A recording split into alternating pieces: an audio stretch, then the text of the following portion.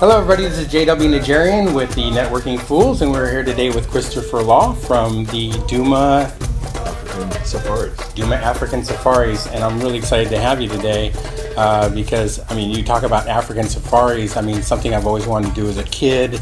You know, I've never been to Africa. I want you to tell me all about that and some of the incredible, not only the incredible things you've done, but I understand you're running safaris, so I want you to tell me about some of the safaris, you know, the hard ones and the 5-star ones, and you've got the special one you want to talk about. And I also want to talk about your past. You have an interesting past, and I want to talk about that a little bit. So, welcome, Christopher. Thank you. It's good to finally get you on. I know we've been trying this a while. For a while.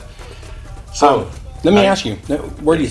Let's start with where you started. Who's Christopher? Where are you from? I'm from Boston, Boston. Massachusetts. Actually, North Quincy, Okay. to be more specific. So you weren't born in the bush. No, wasn't born in the bush. Okay. I lived in Massachusetts until I was about 21 or so. Went to school, prep school in New Hampshire. Went to Boston College to play basketball. Mm-hmm. I was the shortest member of Bob Cousy's first team at Boston College. Oh, Rob Cousy. When I left during the Vietnam War, I came to California to in the Air Force, and I went to language school in the Presidio in Monterey Okay. to study Chinese. And What year was that? That was 1965. 1965. So that was the war was Vietnam on. was yeah. pretty much in the middle. Yeah. Okay. Well, not exactly, but it was close enough. Yeah, because it ended in 75, 74, I'm not sure when it 74, ended. I think it was. So yeah. And I was in the Air Force for 4 years. And Okay. basically, the Chinese didn't work out that well because what they did is they totally inundated you with total immersion. Mm. So you were doing a Yale University 30 semester hour course in 9 months. Which well, one did you study? I was studying Mandarin. Okay. Mandarin, with the idea that if you fall behind, you really have a tough time catching up. So I spoke with a great accent, but as I have in a lot of languages, speak with a good accent, but didn't learn the language. So I was asked to get in this, and so we would like to offer you the opportunity to go anywhere in the country. Nice. So I said Southern California. I wasn't specific enough, so I ended up at Edwards Air Force Base out in the Mojave Desert, which was a great, it was a great experience in itself. And fortunately, while I was there, I did a lot of temporary duty. Mm-hmm. You know, temporary duty is TDY, and I was the lifeguard at the teenage pool for the summer.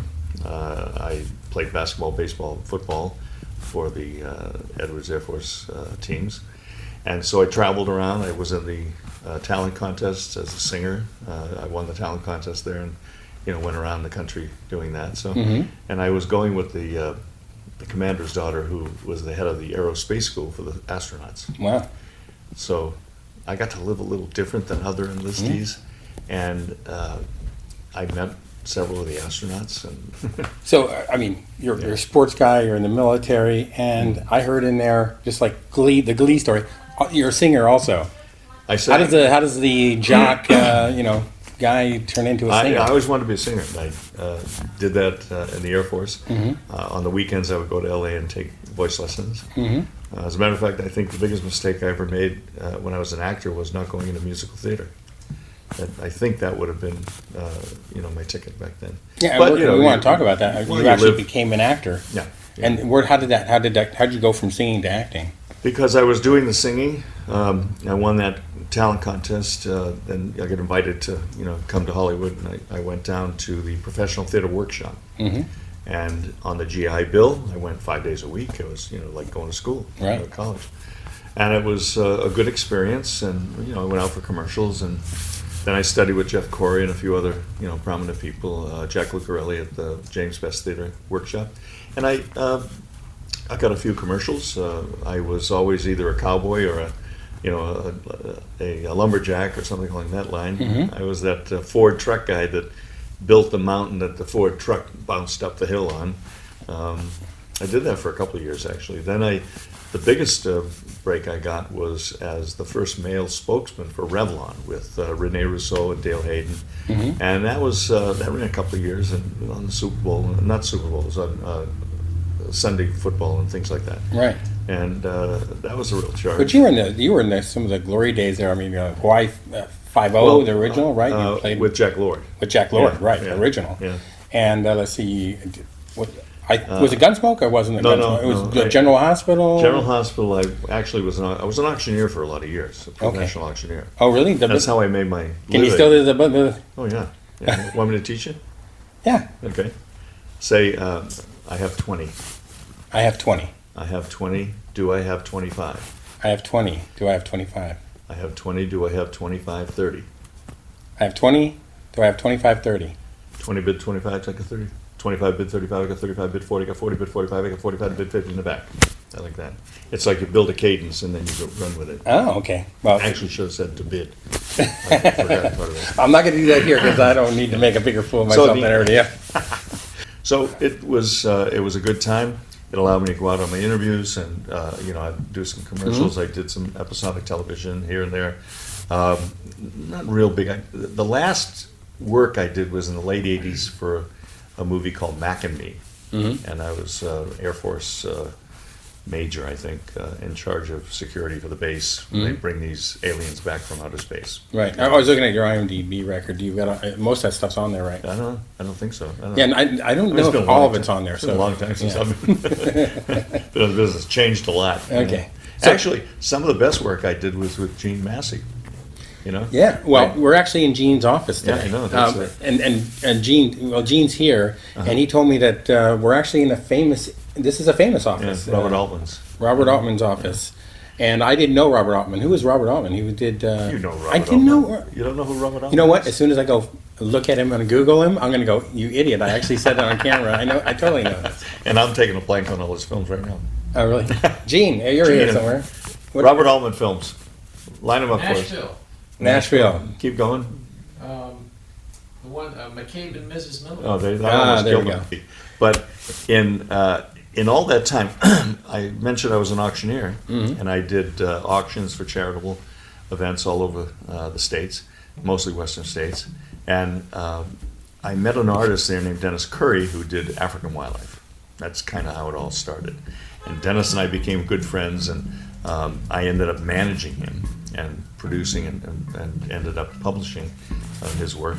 And that's when he went to Africa with Elsa, came back, and he Elsa, Wild Animal Appeal, the lioness, and his poster was their fundraiser. Okay. So I called him on Christmas '85 to wish the family a Merry Christmas. And he said, guess what? I'm going back to Africa. And I said, oh, I'd love to go to Africa. And he said, why don't you come with me? And I said, I can't go to Africa. 3 weeks later, I was there. I ended up, I don't know if you remember, Freddie Laker Airways, this Englishman, Sir Freddie Laker. He had Laker DC-10s going from LA to London for $150. Oh. So I went LA to London for $150. Then I took Air Egypt to Cairo to Nairobi. Never do that again. That was not fun.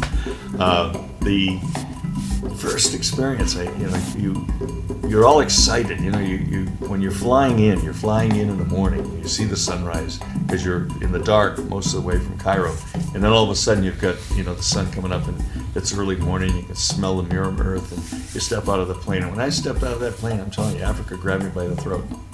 And it's been an absolute love affair ever since. Wow. You can't go to Africa without it changing you. No one does. You also told me, I think, at one time that there was some trepidation of you going, even though he had asked you to go and everything. But you had some issues with it at I didn't first. think I had right? any money. Okay. I didn't know if I could afford it. It's like you think. If you think too much, you end up not doing it. Sometimes it's better to just take a leap of faith. Right. And I did that, and I was so happy I did. When I got there, I was like jet lagged. And we went to this hotel downtown, which is the 640 Hotel. This is back in '85 now. The reason it's the 640 Hotel is because there's 640 rooms. It's right in the heart of Nairobi, and it's noisy and dirty and all that kind of stuff. And you're trying to get a little sleep and nap, and you can't, and it's really weird. So he says to me, "Okay, we gotta go get your visa for Tanzania." I thought, what are you talking about, Kenya? He said, well, yeah, but tomorrow we're going to Tanzania. So we had to run around town, and we had to bribe people and do this whole thing, and it was a Sunday, and we ended up getting a visa. And So we're leaving for Tanzania to go to Ngorongoro Crater. I've never heard of it. I don't have a clue what it is, but he says we're going to the crater. And it's a 2-hour drive to the border at Namanga. We get out and we meet another couple from, actually two other couples, one newlyweds, and the other was a male and female friend from Minnesota. Right. And the 6 of us are in a vehicle, which is the right size, and we head for Arusha. That's another 2 hours. And we're driving, and we get to the new Arusha Hotel, and no, actually we're at the, I can't remember the name of the hotel, but it's Mount Meru Hotel. And now, 1985 in Tanzania is really socialist state. It's the food had no taste whatsoever. The toilet paper, if they had it, still had little chips of wood in it. I go to the hotel and look at these beautiful white towels in the bathroom that are spectacular. And the juxtaposition didn't fit until I found out they didn't absorb a drop of water because they were nylon. So they were just for show, essentially? I don't know. Oh, they thought they were going to last. Oh, yeah. Every single speaking person wanted to exchange too much money for dollars because it was black market. So the official rate, I think, at the time was 17 shillings to the dollar. We got 150 shillings to the dollar. Wow. And of course, it's illegal because in those, not now, but those days, you had to account for every penny. You had to sign it. It was really kind of touch and go. But so we finally found somebody we thought was good to do a deal with, and he goes and he's going to do a special knock at the door when he comes back, and he comes up and he's got bags full of money to give us for our hundreds of dollars. And he goes.